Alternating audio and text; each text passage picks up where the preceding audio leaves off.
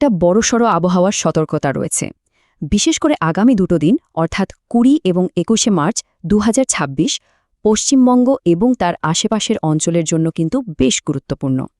আসুন এই পুরো ব্যাপারটা একটু বিস্তারিতভাবে জেনে নেওয়া যাক। আসলে উত্তর ভারতে একটা বেশ শক্তিশালী পশ্চিমী ঝঞ্ঝার সক্রিয় হয়েছে, আর তারই জেরে আলিপুর আবহাওয়া দপ্তর একটা বড়সড় কালবৈশাখীর সতর্কতা জারি করেছে। মানে একটা শক্তিশালী ঝড়ের জন্য কিন্তু তৈরি থাকতে হচ্ছে।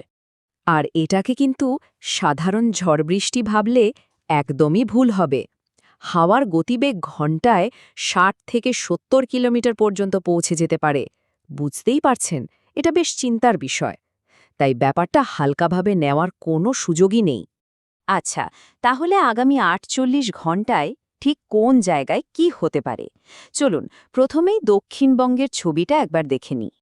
দক্ষিণবঙ্গের প্রায় সবকটা জেলার জন্যই কিন্তু কমলা সতর্কতা বা অরেঞ্জ অ্যালার্ট জারি করা হয়েছে। এর মানে হলো আবহাওয়ার বেশ খারাপ হওয়ার সম্ভাবনা খুব জোরালো, আর সেই অনুযায়ী প্রস্তুতি রাখতে হবে। এই টেবিলটা দেখলে ঝুঁকির মাত্রাটা আরও পরিষ্কার বোঝা যাবে। দেখুন, সব জেলায় কিন্তু প্রভাব একরকম নয়। যেমন বাঁকুড়া, পুরুলিয়ার মতো পশ্চিমে জেলাগুলোতে ঝড়ের দাপট সবথেকে বেশি থাকার কথা, যেখানে হাওয়ার গতি সর্বোচ্চ থাকবে। আবার কলকাতা বা উপকূলের জেলাগুলোতেও কিন্তু ভারী বৃষ্টি আর ঝোড়ো হাওয়ার জন্য সতর্ক থাকতে বলা হয়েছে। অবশ্য এই ঝড় বৃষ্টির মধ্যে একটা ছোট্ট ভালো দিকও আছে। এই দুদিনে তাপমাত্রা প্রায় ২ থেকে ৩ ডিগ্রি সেলসিয়াস কমে যেতে পারে, যা এই গরমে কিছুটা হলেও স্বস্তি দেবে। শুধু দমকা হাওয়া বা বৃষ্টি নয়, আর একটা বড় চিন্তার কারণ হলো শিলাবৃষ্টি। তো প্রশ্ন হলো, এই শিলাবৃষ্টির ভয়টা ঠিক কোন কোন জায়গায় সবথেকে বেশি?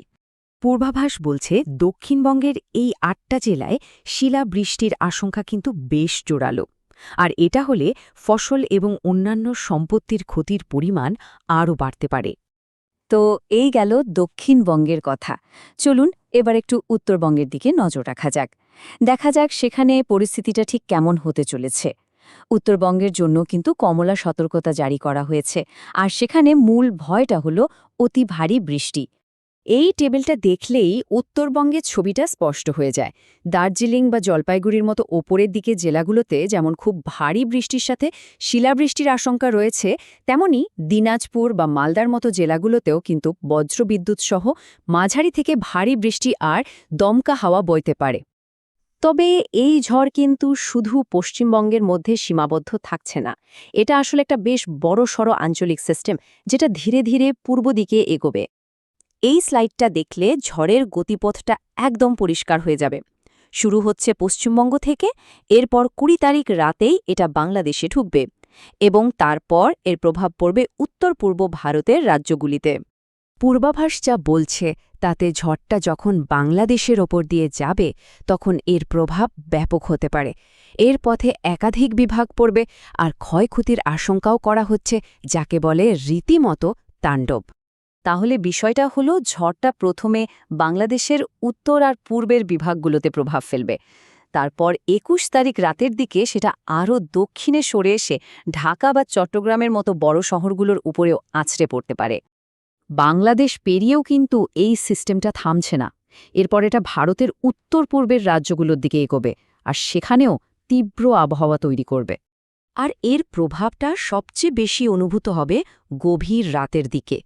ত্রিপুরা এবং আসামের বেশ কিছু জায়গায়, যার মধ্যে আগরতলা বা গুয়াহাটি মতো শহরও আছে, সেখানে বেশ শক্তিশালী বজ্রঝড়ের আশঙ্কা করা হচ্ছে। এত কিছুর পর যে প্রশ্নটা সবার মনে আসছে তা হল, এই দুর্যোগ থেকে রেহাই বা স্বস্তি ঠিক কবে মিলবে? এই তুলনামূলক ছবিটা থেকেই আসল উত্তরটা পাওয়া যাচ্ছে। দেখুন, শনিবার অর্থাৎ ২১শে মার্চ পর্যন্ত কিন্তু ঝড়ের দাপট পুরো মাত্রায় থাকবে।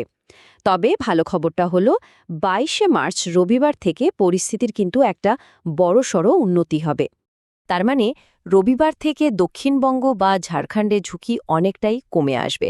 সেখানে বড়জোর হালকা বিক্ষিপ্ত বৃষ্টি হতে পারে।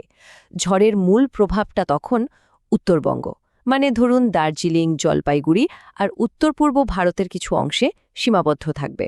তবে গল্পটা বোধহয় এখানেই শেষ হচ্ছে না, কারণ এই সিস্টেমটা কেটে গেলেও ভারতীয় আবহাওয়া দপ্তর কিন্তু ২২শে মার্চের পর আরও একটা নতুন পশ্চিমী ঝঞ্ঝার ইঙ্গিত দিয়ে রেখেছে। অর্থাৎ এই স্বস্তিটা হয়তো খুব বেশি দিনের নাও হতে পারে। আগামী সপ্তাহে আবহাওয়ার দিকে আবার কড়া নজর রাখতে হবে।